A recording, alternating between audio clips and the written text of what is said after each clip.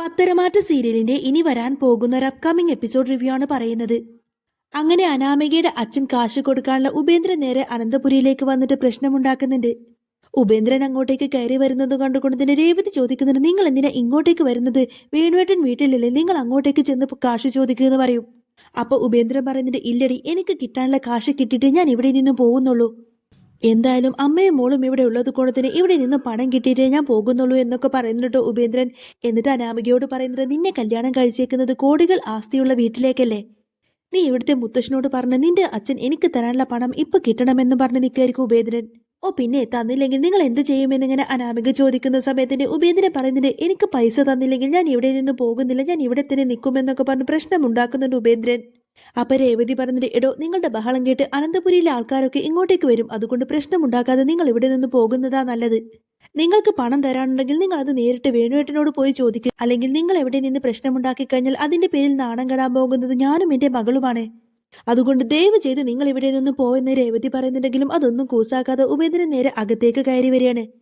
അപ്പോഴേക്കും അനാമികക്ക് ആകെ ടെൻഷനായിക്കൊണ്ട് തന്നെ അനാമിക ഇങ്ങനെ രേവതിയോട് പറയുന്നത്, അമ്മയെ പെട്ടെന്ന് തന്നെ അച്ഛനെ വിളിച്ചിട്ട് ഇങ്ങോട്ടേക്ക് വരാൻ പറയും, അല്ലെങ്കിൽ ആകെ പ്രശ്നമാവുമെന്നൊക്കെ പറയും. അപ്പോഴേക്കും രേവതി വേഗം വേണുവിന് ഫോൺ ചെയ്തുകൊണ്ട് തന്നെ, ഉപേന്ദ്രൻ ഇങ്ങോട്ടേക്ക് വന്നിട്ടുണ്ട്, നിങ്ങൾ എത്രയും പെട്ടെന്ന് തന്നെ ഇങ്ങോട്ടേക്ക് വരണമെന്നൊക്കെ പറയുന്നുണ്ട്. എന്നാൽ ഉപേന്ദ്രന്റെ ശബ്ദം കേട്ടുകൊണ്ട് തന്നെ മുത്തശ്ശൻ ദേവേനൊക്കെ ഹാളിലേക്ക് വരും. എന്നിട്ട് മുത്തശ്ശൻ ഇങ്ങനെ രേവതിയോട് ചോദിക്കുന്നത്, ആരാ രേവതി ഇത്? ഇയാൾ എന്തിനാ എന്റെ വീട്ടുമുറ്റത്ത് വന്ന് പ്രശ്നമുണ്ടാക്കുന്നത് എന്നൊക്കെ ചോദിക്കും. അപ്പോഴേക്കും രേവതിക്കാവട്ടെ എന്ത് മറുപടി പറയണമെന്നറിയാതെ തല കുനിച്ച് നിന്നു പോവാണ്. അപ്പോഴേക്കും ദേവേനെ ചോദിക്കുന്നത്, അച്ഛൻ ചോദിച്ചത് കേട്ടില്ലേ രേവതി നീ? അനാമികെ, നീ എന്താ ഒന്നും മിണ്ടാതെ നിൽക്കുന്നത്? ഇവരാരാണ് രേവതി? നീയും നിന്റെ മോളും ഇവരോട് സംസാരിക്കുന്നത് കേട്ടല്ലോ, ഇവരാരാണെന്നിങ്ങനെ ദേവേനെ ചോദിക്കുന്നുണ്ടെങ്കിലും രേവതി ഒന്നും മിണ്ടാതെ അങ്ങനെ തല താഴ്ത്തി നിന്നു പോവാണ്. ആ സമയത്ത് തന്നെ ഉപേന്ദ്രൻ പറയുന്നുണ്ട്, മേഡം, ഇവരൊന്നും തന്നെ മിണ്ടില്ല. ഈ നിൽക്കുന്ന അനാമികയുടെ അച്ഛൻ വേണു ഉണ്ടല്ലോ, അയാൾ എന്റെ കയ്യിൽ നിന്ന് 1-2 രൂപയൊന്നുമല്ല വാങ്ങിച്ചോണ്ട് പോയേക്കുന്നത്. മോളുടെ കല്യാണം കഴിപ്പിച്ച് അയക്കാനാണെന്നൊക്കെ പറഞ്ഞ അയാൾ എന്റെ കയ്യിൽ നിന്ന് വാങ്ങിച്ചോണ്ട് പോയേക്കുന്നത് 2 കോടി രൂപയാണ്. പല തവണകളായിട്ട് അയാൾ എന്റെ കയ്യിൽ നിന്ന് വാങ്ങിച്ചോണ്ട് പോയേക്കുന്നത് 2 കോടി രൂപയാണ്. ഇതുവരെയായിട്ടും ഒരു ചില്ലി കാശ് പോലും അയാൾ എനിക്ക് തിരിച്ചു തന്നിട്ടില്ല. വർഷങ്ങളായി എന്റെ പണത്തിന് വേണ്ടിയിട്ട് ഞാൻ ഇവരുടെയൊക്കെ പിന്നാലെ നടക്കാൻ തുടങ്ങിയിട്ട്. എന്നിട്ട് വേണു കടം വാങ്ങിച്ചതും അതിനെ പറ്റിയിട്ടുള്ള കാര്യങ്ങളെല്ലാം തന്നെ ഉപേന്ദ്രൻ ഇങ്ങനെ പറഞ്ഞു കൊടുക്കുന്ന സമയത്തിന് അനന്തപുരിയിൽ എല്ലാവർക്കും അതൊരു ഷോക്കായിരിക്കും. എന്നാൽ ഉപേന്ദ്രന്റെ വാക്കെല്ലാം കേട്ടുകൊണ്ട് തന്നെ ദേവേനെ ചോദിക്കുന്നത്, നേരാണോ അനാമിക ഇയാള് പറയുന്നത്?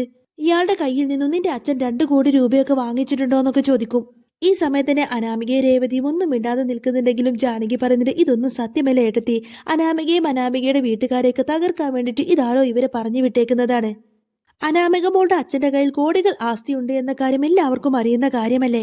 പിന്നെ അദ്ദേഹത്തിന് എന്തിനാ ഇയാളുടെ കയ്യിൽ നിന്നും 2 കോടി രൂപയൊക്കെ? അനാമിക മോളുടെ അച്ഛൻ ഒരിക്കലും അങ്ങനെയൊന്നും ചെയ്യില്ല എന്നൊക്കെ പറഞ്ഞ് ജാനകി ഇങ്ങനെ അനാമികയെ സപ്പോർട്ട് ചെയ്തുകൊണ്ട് തന്നെ സംസാരിക്കുന്ന സമയത്തിന് ദേവയാനി പറയുന്നത്, ജാനകി, നീ മിണ്ടാതിരിക്ക്. ഒരാൾ ഏതായാലും ഈ അനന്തപുരിയുടെ മുറ്റത്ത് വന്നിട്ട് വെറുതെ പ്രശ്നമൊന്നും ഉണ്ടാക്കില്ലല്ലോ. ഇതിനകത്ത് എന്തെങ്കിലും കാര്യമുണ്ടാവുമെന്നൊക്കെ പറഞ്ഞുകൊണ്ട് തന്നെ ദേവയാനി വീണ്ടും രേവതിയോട് ചോദിക്കുന്നുണ്ട്, സത്യം പറ രേവതി, നിന്റെ ഭർത്താവ് ഇയാൾക്ക് കാശ് കൊടുക്കാനുണ്ടോ എന്ന് ചോദിക്കും. അത് പിന്നെ ദേവേച്ചി എന്നൊക്കെ പറഞ്ഞ് രേവതി ഇങ്ങനെ പറയാൻ ശ്രമിക്കുന്ന അതേ സമയത്ത് തന്നെ ആയിരിക്കട്ടെ വേണു ആ വീട്ടിലേക്ക് എത്തുന്നത്. എന്നാൽ വേണു അങ്ങോട്ടേക്ക് കയറി വരുന്നതും കണ്ടുകൊണ്ടതിന് ഉപേന്ദ്രൻ ഓടിച്ചെന്നിട്ട് വേണുവിന്റെ മുഖത്തിട്ട് 2 അടങ്ങ് പൊട്ടിക്കുന്നുണ്ട്. എന്നിട്ട് വേണുവിനോട് ചോദിക്കുന്നുണ്ട്, എടാ പെരും കള്ള, നീ എന്റെ കാശ് വാങ്ങിച്ചിട്ട് എന്നെ കാണാതെ മുങ്ങി നടക്കുമായിരുന്നു അല്ലേ? നിന്റെ വീട്ടിലേക്ക് വന്നു നോക്കിയപ്പോ നീ അവിടെ കാണുന്നില്ല, നിന്റെ ഭാര്യയും മകളെ നീ ഇവിടെ വന്ന് ഒളിപ്പിച്ച് വെച്ചേക്കുമായിരുന്നു അല്ലേ? കടക്കാരൊക്കെ നിന്റെ വീട്ടിലേക്ക് വരുമെന്ന് വിചാരിച്ചിട്ടാണോ നീ നിന്റെ ഭാര്യയും മകളെയും അനന്തപുരി വീട്ടിൽ ഒളിപ്പിച്ച് വെച്ചേക്കുന്നത് എന്നൊക്കെ ചോദിച്ചുകൊണ്ട് തന്നെ വേണുവിന്റെ അങ്ങ് പൊട്ടിത്തെറിക്കാട്ടെ ഉപേന്ദ്രൻ. എന്നിട്ട് പറയുന്നത്, എടാ എടുക്കട എന്റെ കാശ്. എന്നാൽ ഉപേന്ദ്രൻ വന്നിട്ട് വേണുവിനെ ഇങ്ങനെ ഇട്ടടിക്കുന്ന സമയത്തിന് ഇവിടെ വെച്ചിട്ടൊരു വഴക്ക് വേണ്ട എന്ന് പറയാട്ടോ മുത്തശ്ശൻ. എന്നാൽ ഇതും കേട്ടുകൊണ്ട് തന്നെ ആദർശ് ചോദിക്കുന്നത്, അനാമികയുടെ അച്ഛന്റെ കയ്യിൽ കോടികൾ ആസ്തി ഉണ്ടെന്നല്ലേ ചെറിയമ്മ പറഞ്ഞത്? അങ്ങനെയാണെങ്കിൽ അതിൽ നിന്ന് കുറച്ച് ക്യാഷ് എടുത്തിട്ട് ഇയാളുടെ കടം അങ്ങ് തീർത്താ പോരെ എന്ന് ചോദിക്കും. എന്നാലും എന്തിനാണ് നമ്മുടെ വീട്ടിലേക്ക് വന്നിട്ട് ഇങ്ങനൊരു സീന് ക്രിയേറ്റ് ചെയ്തത്? അപ്പോഴേക്കും മറ്റു നിവൃത്തിയില്ലാത്തത് കൊണ്ട് തന്നെ വേണു ആ ഒരു തോൽവി അങ്ങ് സമ്മതിച്ചു കൊണ്ട് തന്നെ പറയുന്നത്, അത് ഇപ്പൊ എന്റെ കയ്യിൽ അത്രത്തോളം ക്യാഷൊന്നും ഇല്ല, ബിസിനസ്സൊക്കെ ഭയങ്കര ഡള്ളായിട്ടാണ് മുന്നോട്ട് പോയിക്കൊണ്ടിരിക്കുന്നത്. അതുകൊണ്ട് ഈ സമയത്ത് ആദർശ് മോനൊന്ന് മനസ്സ് വെച്ചാൽ ഇയാളെ നമുക്കിപ്പോ ഇവിടെ നിന്ന് പറഞ്ഞു വിടാവുന്നതേ ഉള്ളൂ എന്ന് പറയട്ടെ വേണു. വെറും ഒരു 2 കോടി രൂപയുടെ കാര്യമല്ലേ മോനെ? ദേവേനി ആദർശിന്റെ അടുത്തൊന്ന് പറയേ, നിങ്ങൾ എനിക്ക് ആ കാശൊന്ന് സെറ്റിൽ ചെയ്ത് തരണമെന്നൊക്കെ പറയട്ടെ വേണു. എന്നാൽ വേണു ദേവേനോട് റിക്വസ്റ്റ് ചെയ്യാണ് എന്ന് മനസ്സിലാക്കിക്കൊണ്ട് തന്നെ അനാമിക പറഞ്ഞത്, അതെ, വല്യമ്മ വയ്യാതെ ഹോസ്പിറ്റലായ സമയത്തിന് വല്യമ്മക്ക് വേണ്ടിയിട്ട് ബ്ലഡും ലിവറൊക്കെ തരാൻ തയ്യാറായിരുന്നവരാണ് ഞാനും എൻ്റെ അമ്മയും അച്ഛനൊക്കെ.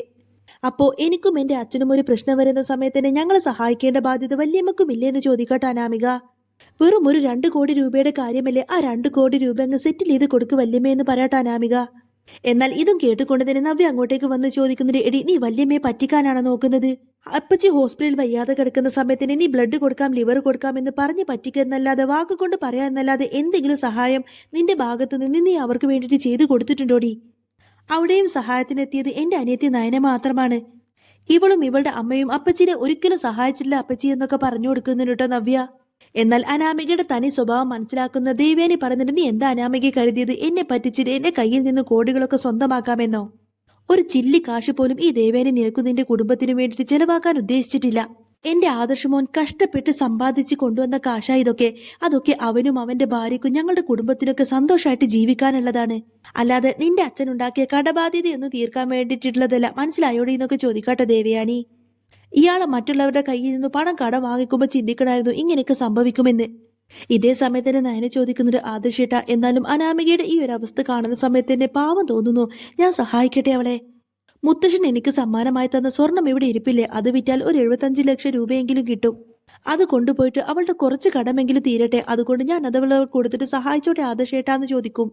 അല്ലെങ്കിലും ആ സ്വർണം എനിക്ക് മാത്രമല്ലല്ലോ, ഇവിടെയുള്ള മറ്റു മരുമക്കൾക്കും അത് അവകാശപ്പെട്ടത് തന്നെയല്ലേ. എനിക്ക് മാത്രമായിട്ട് ഏതായാലും ആ സ്വർണ്ണാഭരണങ്ങളൊന്നും വേണ്ട, ഞാൻ അത് അനാമിക കൊടുത്തിട്ട് അവളെ സഹായിക്കാൻ പോവാണെന്നൊക്കെ പറഞ്ഞ് നിൽക്കായിരിക്കട്ടെ നയന. എന്നാൽ ഇത് കേൾക്കുന്ന സമയത്തിന് ആദർശൻ അങ്ങ് ദേഷ്യം വന്നുകൊണ്ട് തന്നെ പറയുന്നുണ്ട്, മണ്ടത്തരം ഇങ്ങനെ വിളിച്ചു പറയല്ലേ നയനെ, ഇതെങ്ങാനും മുത്തശ്ശൻ അറിഞ്ഞു കഴിഞ്ഞാൽ മുത്തശ്ശൻ തന്നെയായിരിക്കും ആദ്യം നിന്നെ വെറുക്കാൻ പോകുന്നത്. മുത്തശ്ശൻ നിനക്ക് മനസ്സറിഞ്ഞ് സന്തോഷത്തോടു കൂടെ തന്നതാണ്, സമ്മാനമായിട്ട് തന്നതാണ് ആ സ്വർണ്ണാഭരണങ്ങളൊക്കെ. അതുകൊണ്ട് തന്നെ നീ അത് പവിത്രമായിട്ട് സൂക്ഷിച്ചു വെക്കണം.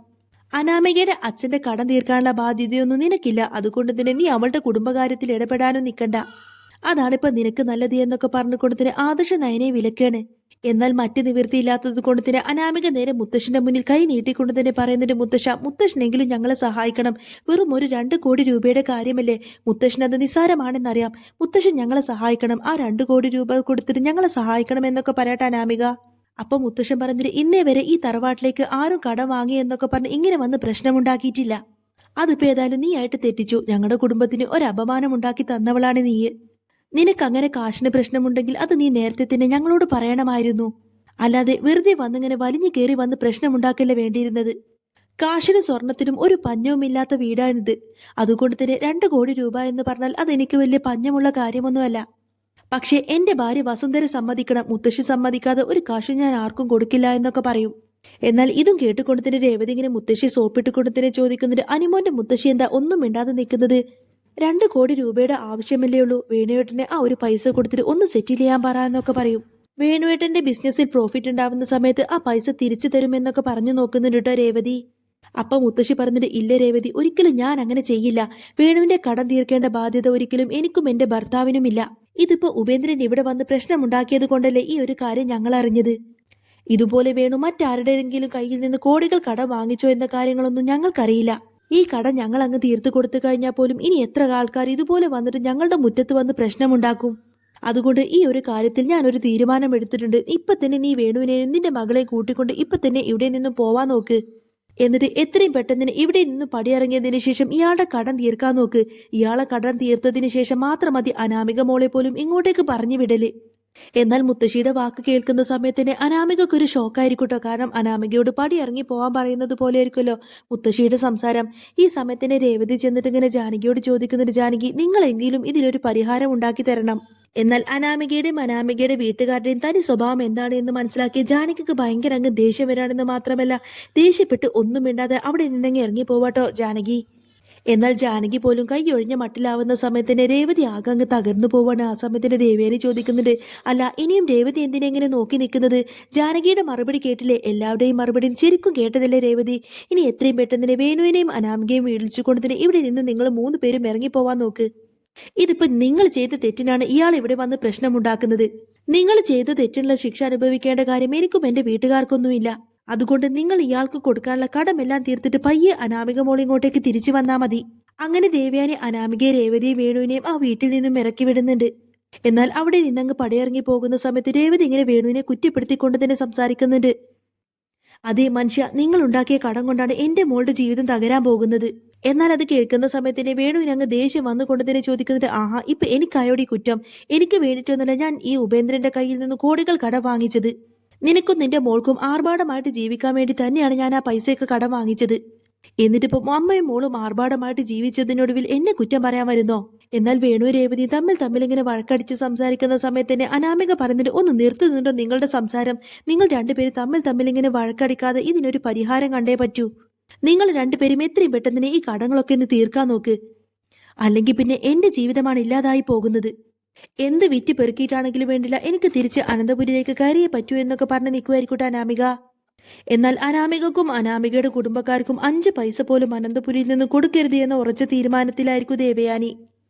അങ്ങനെ പത്തരമാറ്റ് സീരിയലിൽ ഇനി അടിപൊളിയായിട്ടുള്ള സൂപ്പറായിട്ട് ത്രില്ലിംഗ് ആയിട്ടുള്ള എപ്പിസോഡൊക്കെ ഉണ്ടോ വരാൻ പോകുന്നത്. അപ്പോൾ നിങ്ങൾക്ക് ഈ ഒരു ചാനൽ ഇഷ്ടമായി എന്നുണ്ടെങ്കിൽ എന്നും ഇതേപോലെ തന്നെ അപ്കമിങ് റിവ്യൂസും ഡെയിലി റിവ്യൂസൊക്കെ കേൾക്കാൻ താല്പര്യമുണ്ടെങ്കിൽ തീർച്ചയായിട്ടും നിങ്ങൾ എൻ്റെ ചാനൽ സബ്സ്ക്രൈബ് ചെയ്ത് സപ്പോർട്ട് ചെയ്യാൻ മറക്കല്ലേ.